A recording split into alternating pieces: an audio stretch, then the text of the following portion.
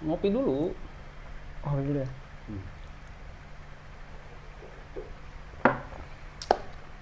Kopi punya lu Gimana? sendiri nih? Iya seandainya. Oke, kopinya. Enak. Ini nih. Iya, channel kita kan Bogor Coffee. sponsori sama Bogor Coffee. Oh gitu ya? Kok gue baru tahu? Iya, Bogor Coffee, kopi asli dari Bogor. Lu punya itu? Iya, iya, gue dan beberapa rekan gue sih. Jadi kita produksi kopi yang kopinya hasil perkebunan di Bogor, Robusta dan Arabica. Kebunnya punya lu sendiri juga? No, kita kerjasama sama petani-petani sih. Oh iya sama. Kita kerja kopi. Jadi ini mungkin startnya sekitar 2015 ya.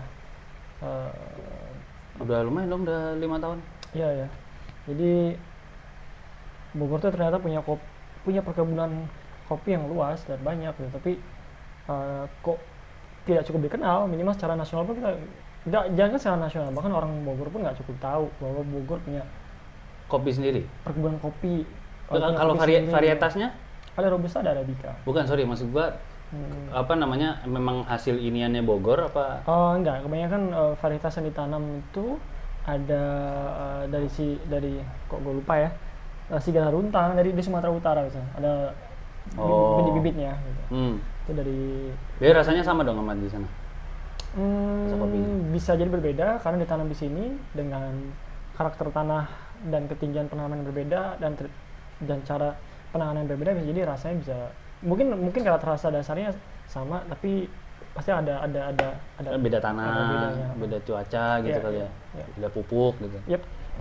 Tapi emang kan sekarang lagi rame nih kopi nih, warung-warung kopi segala macam tuh, yang dari yang mulai 15 ribuan Iya. sampai yang 40 ribuan kan Iya. mulai rame tuh, bahkan kedai kopi lokal lagi rame. Lu masuk ke bisnis ini emang karena dulu 2015 melihat itu trennya naik kah, atau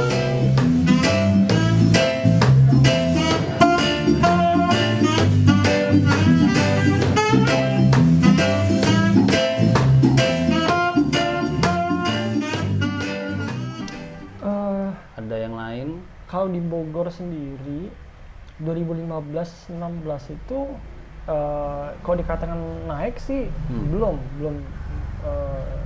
begitu banyak kedai kopi atau coffee shop di Bogor ya di tahun itu.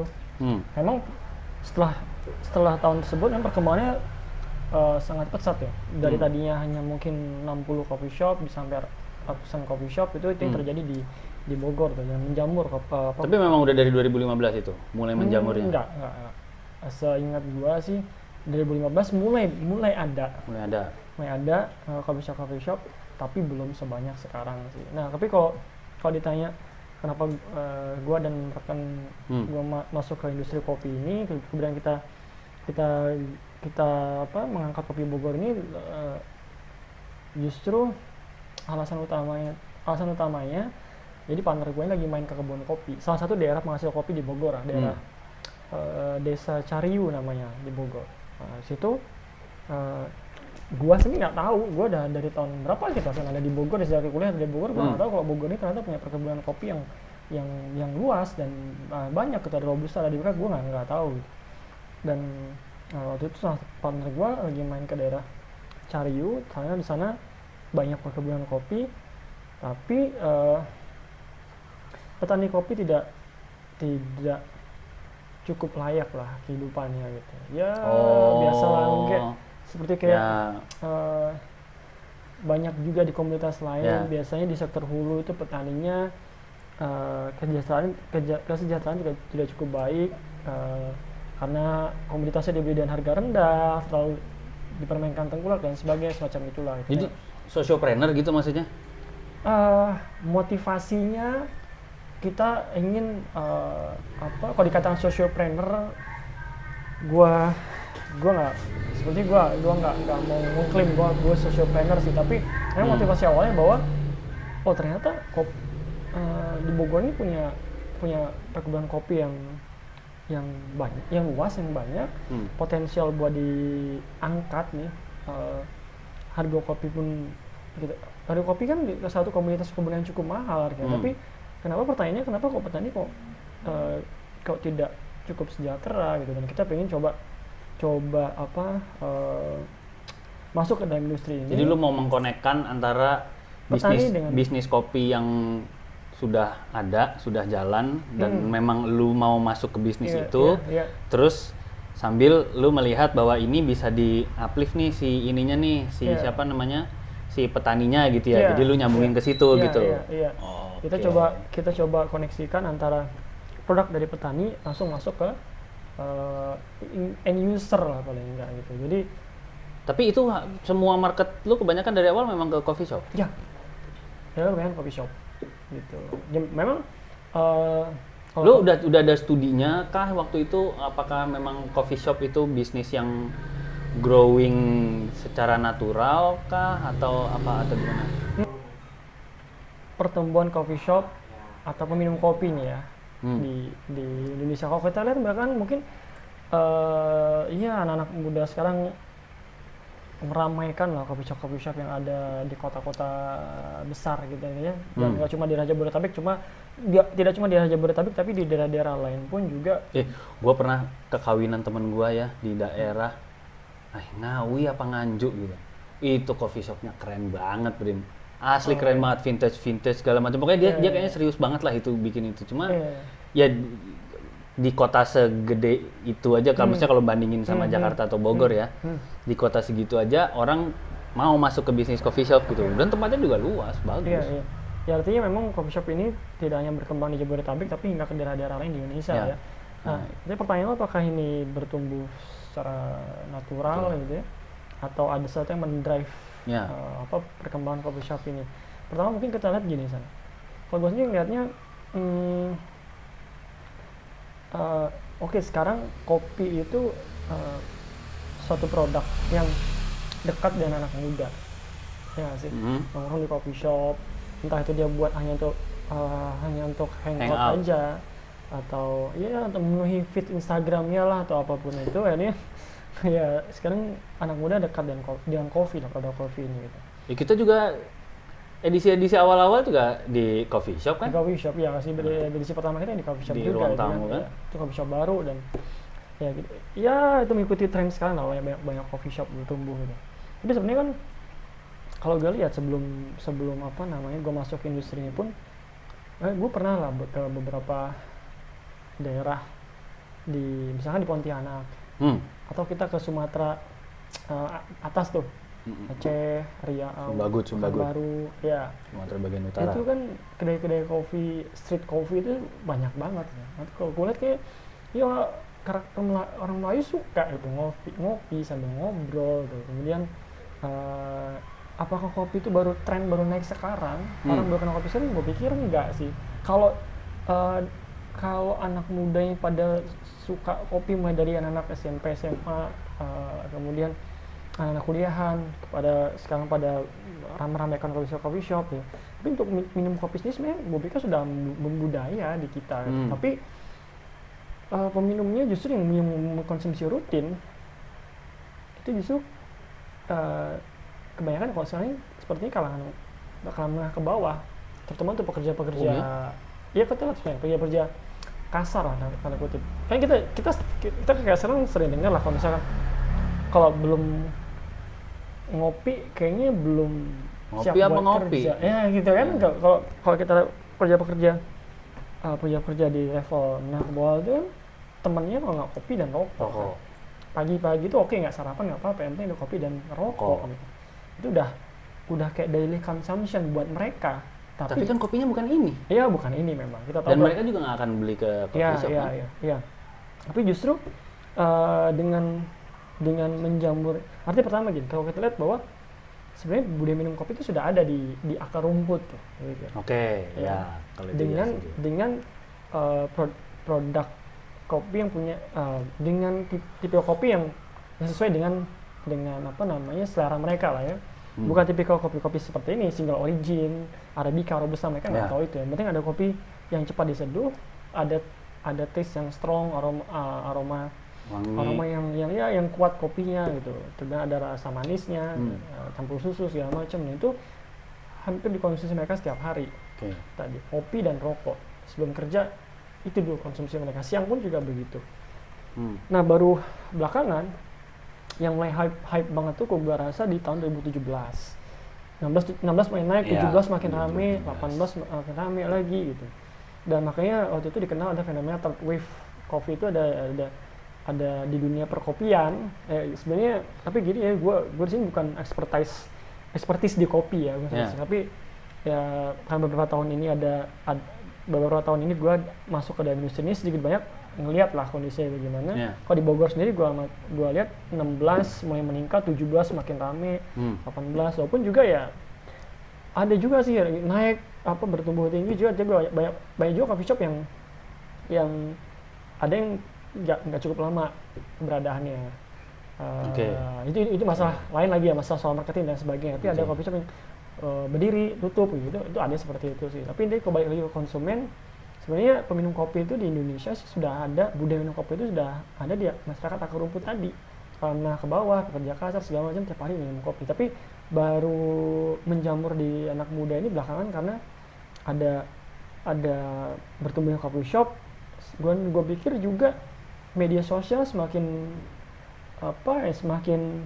berkembang ini, internet yang semakin banyak mudah diakses segala macam juga membantu untuk marketing dari coffee shop ini.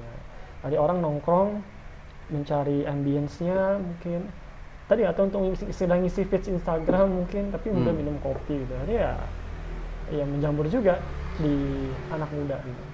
Tapi yang mau gua highlight adalah sebenarnya udah ada beberapa fenomena dalam tanda kutip lah ya. Ada beberapa fenomena yang sesuatu yang trending naik tiba-tiba set, terus habis itu sebenarnya secara natural tuh nggak sampai setinggi itu, nggak sampai securam itu naiknya, akhirnya dengan fase mature ya. Mengalami fase mature-nya itu di atas peak-nya dia, habis itu nanti anjlok. Nah, pada saat anjlok itu kan orang akhirnya berkurang bisnisnya kan. Kalau kayak begitu, kalau masuk ke demand yang anjlok, kan orang kan udah ngejar kapasitas produksi, udah ngejar inventory segala macam, udah memenuhi demand yang di sini. Ternyata naturalnya dia di sini nih. Nah, lu melihat ada fenomena begitukah, atau lu sudah mempersiapkan bahwa ya biarin aja San yang lain pada mempersiapkan di sini. Bogor Coffee, kopi yang lu punya ini ya gue udah tahu lah paling kan kira-kira habisnya segini ya, gue ngambilnya nggak akan sampai setinggi itu San, gue main di sini aja jadi aman, yang lain anjlok gue juga di sini sini aja gitu. Atau gimana? Oke. Kalau kita lihat nanti trennya ya, gue punya pandangan begini San. Justru kalau gue lihat justru ada kemungkinan kita belum mencapai peak-nya nih minum kopi ini. Pertama gini, kalau kita lihat ya di negara-negara Eropa, Amerika mungkin dan Asia Timur gitu, kopi itu sudah minuman yang harus dikonsumsi setiap hari. Konsumsi kopi per kapita mereka emang sudah tinggi ya. Kayak misalkan tapi kan bukan berarti coffee shop. Enggak, bukan berarti coffee shop. Tapi artinya tadi pertama gini, kita sudah punya peminum yang rutin di masyarakat bawah tadi. Tapi di kalangan menengah ke atas mungkin belum menjadi daily consumption ya. Dan potensi ke arah sana gitu. Ini justru berpotensi untuk ditingkatkan lagi ke arah sana. Memang dengan perlu terus untuk edukasi, perlu terus untuk diberikan knowledge tentang kopi, manfaatnya dan lain sebagainya gitu. Karena kalau melihat kita masih jauh banget sih, konsumsi kita per kapita per tahun itu masih jauh banget dibandingkan tadi negara-negara yang bukan penghasil kopi ya. Oke, mungkin mereka didukung dengan iklim mereka yang subtropis, dingin segala macam. Jadi endemiknya subtropis ya kopi itu ya? Enggak. Kalau nggak salah dia dari Afrika, Belanda bawa ke Indonesia, dikenalkan kita mulai nanam segala macam, kalau nggak salah seperti itu sih.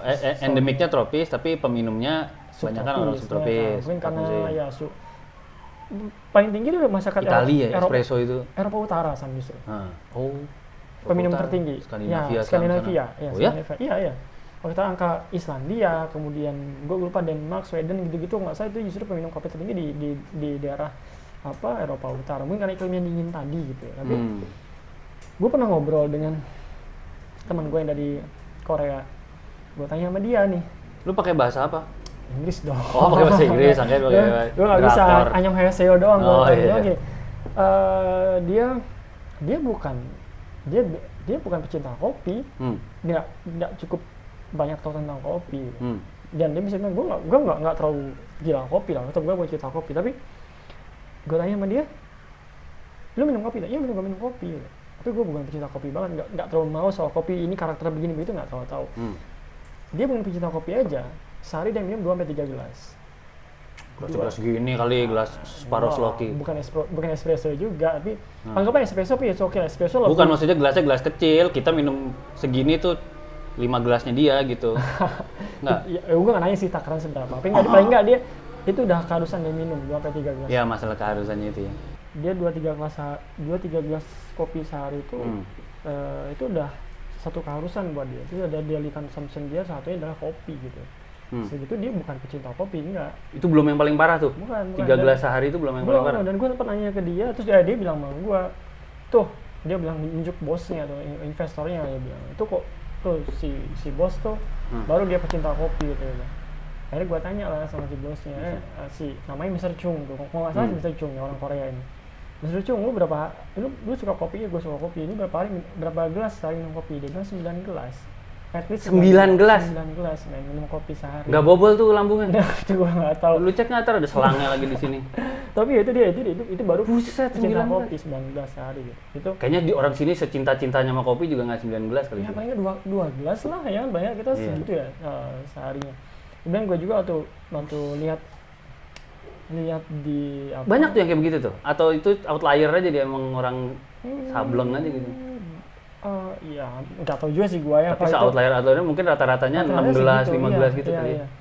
Nah, selain itu juga mungkin kalau yang teman-teman yang udah ke luar negeri, entah ke Amerika, lu pernah ke Amerika mungkin pernah lihat juga. Kalau gue sempat lihat ikut pameran kapan gue lupa tahun berapa. Tapi gue lihat atau ikut pameran di Belanda juga, gue lihat di sana mau anak remaja lah, masih SMP mungkin atau masih SMA, anak kuliahan, orang tua itu tawuran. Ngopi. Tiap pagi sudah megang gelas cup kopi. Tumbler gitu. Cup. Oh gitu. Itu nggak cuma apa ya, kita mungkin kayak bapak-bapak yang mau kerja sebelum minum kopi itu enggak, mau cewek cowok itu kopi itu udah harusan dibawa sama dia. Nah, poin gue gini, kita belum sampai situ, dan ada potensi ke sana loh. Apa kita penghasil kopi gitu, kita penghasil kopi, robusta ada, arabica ada gitu. Karena taste, jadi kita nggak se gila orang-orang Eropa itu karena taste-nya memang nggak cocok di lidah kita tapi cocok di sana, atau gimana? Maksudnya kita samain lah, orang sana mungkin nggak terlalu doyan cabai pedas, di kita bisa gila-gilaan gitu tiap makan sambal. Mereka mungkin makan sambal di opnam, kita makan sambal sehari 1 mangkok juga aman-aman aja gitu. Mungkin nggak kayak begitu? Bisa jadi di sana konsumsinya tinggi, mungkin karena faktor iklimnya mereka. Mereka juga mungkin suka dengan taste-nya gitu. Tapi kita memang iklim kita nggak seperti di sana ya, yang iklimnya subtropis, lebih banyak dinginnya, sehingga perlu ya kalau nggak mereka minum yang beralkohol. Biasa alkohol itu biasanya buat sore hari gitu ya, kalau pagi hari buat kopi gitu. Nah, gua sih enggak. Iya, kita gimana juga. Iya, enggak juga. Cuma poinnya kita belum ke arah sana, belum sampai ke sana, sampai dari konsumsi ya. Karena gue pikir, kalau gue pribadi sih, gue tahu kopi ini juga kopi single origin tuh ya. Origin, ada robusta, ada arabica ya. Gue baru tahu setelah gue masuk ke industri ini, oh ternyata robusta ini seperti ini, arabica seperti ini, ternyata kopi itu manfaatnya begini begitu gitu. Dan akhirnya dengan banyaknya coffee shop sekarang dan cafe sekarang, terus mereka mengedukasi soal kopi, mengenalkan barista segala macam. Iya, barista gitu, mengenalkan manfaat kopi, cara nyeduh dan sebagainya. Memang ada yang masih sebatas mereka buat nongkrong aja minumnya, tapi juga mulai bertumbuh tuh peminum-peminum yang menjadi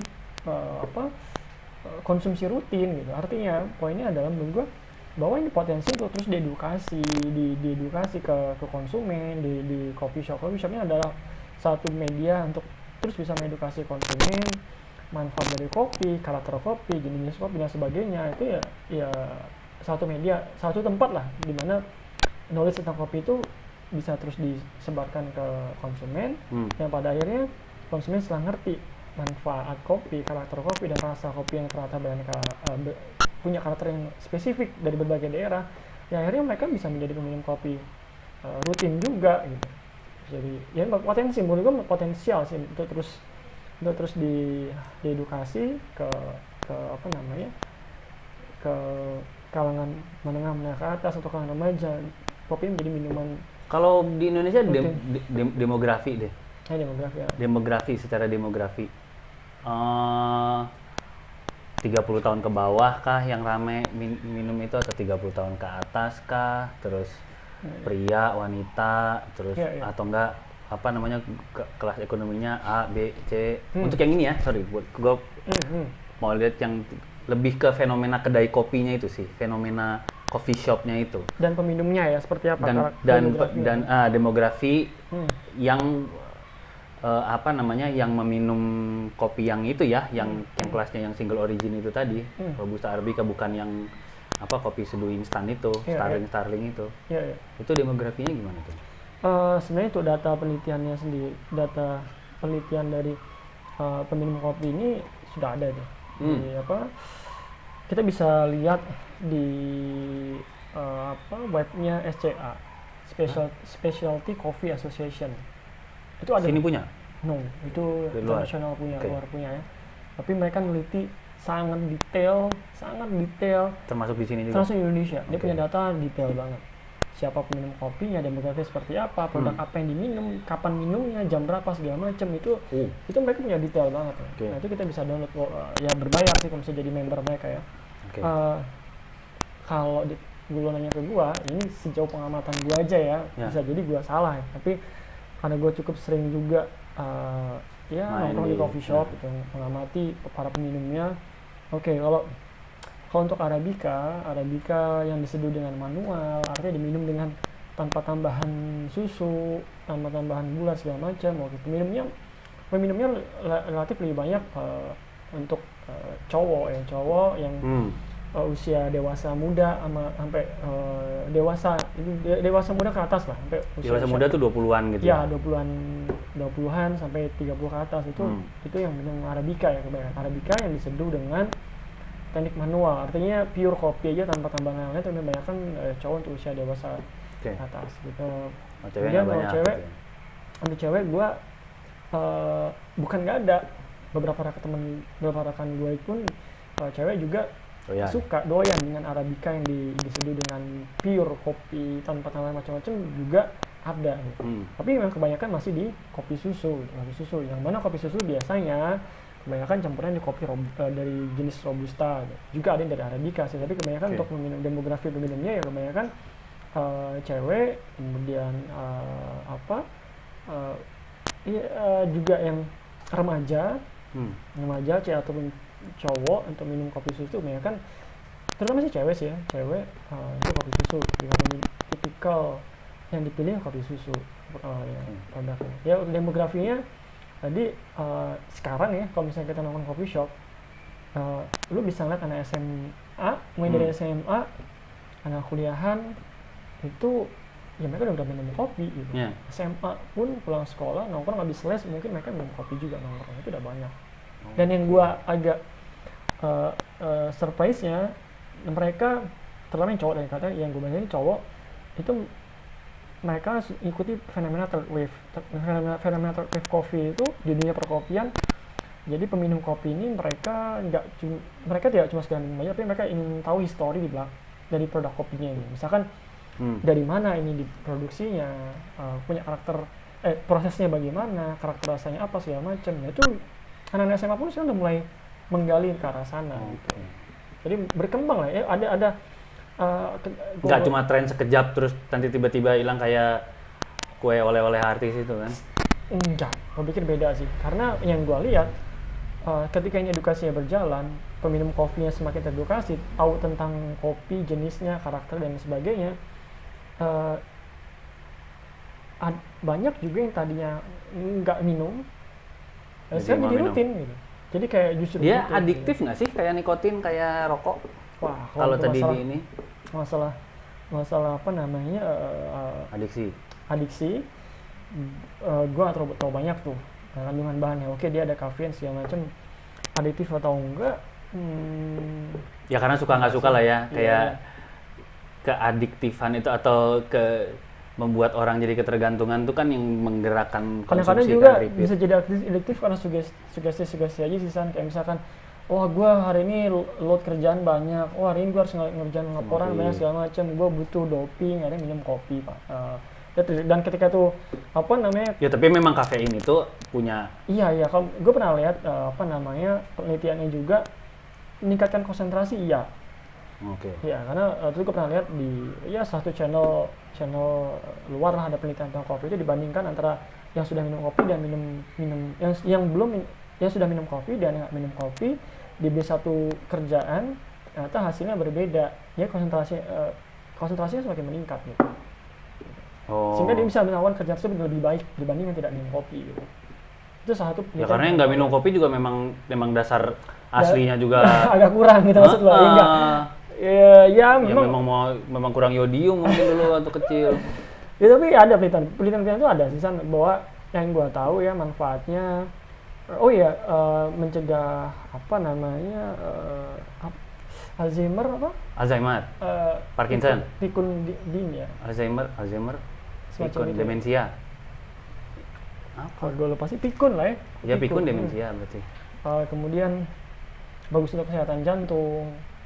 Gitu. Iya, iya. Itu ada artikel-artikel penelitiannya semacam itu. Terus juga satu lagi, banyak yang berpikir bahwa kopi ini buat yang punya masalah di lambung ini masalah, nggak cocok segala macam. Asem. Ya karena asem. asem kan.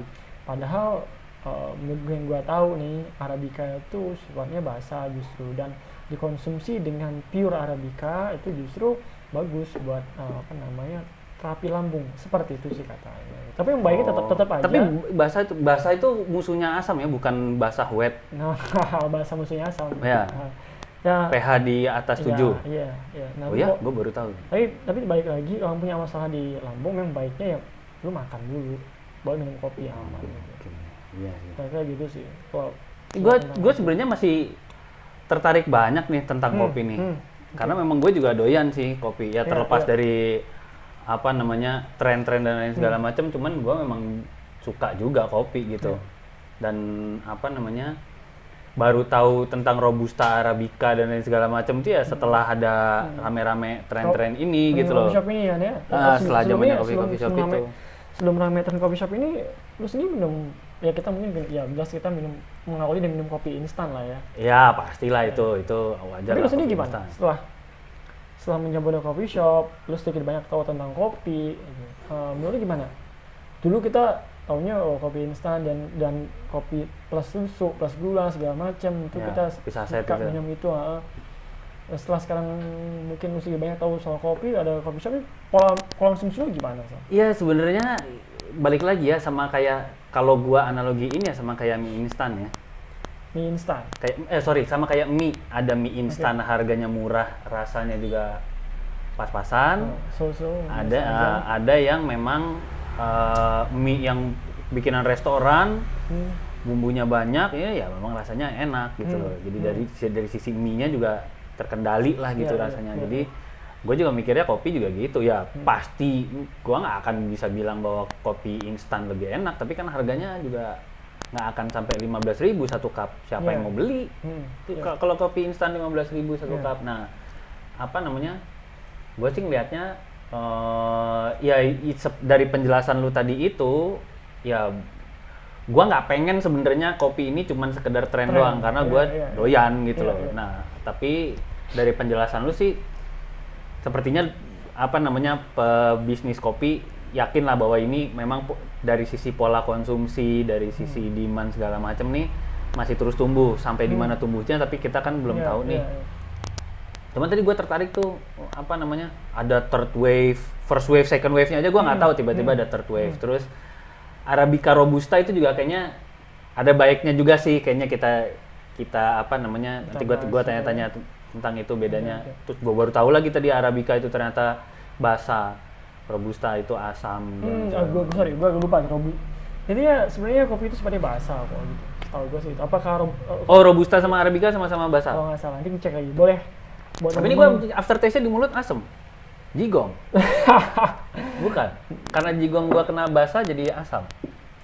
Emang jigong gue aja yang asam? Bisa jadi, Zan. Oke, nanti kita sambung lagi. Kita sambung lagi ya. Nanti di edisi berikutnya kita akan ngomongin tentang lebih dalam lagi tentang kopi, tapi ke arah hulunya nih.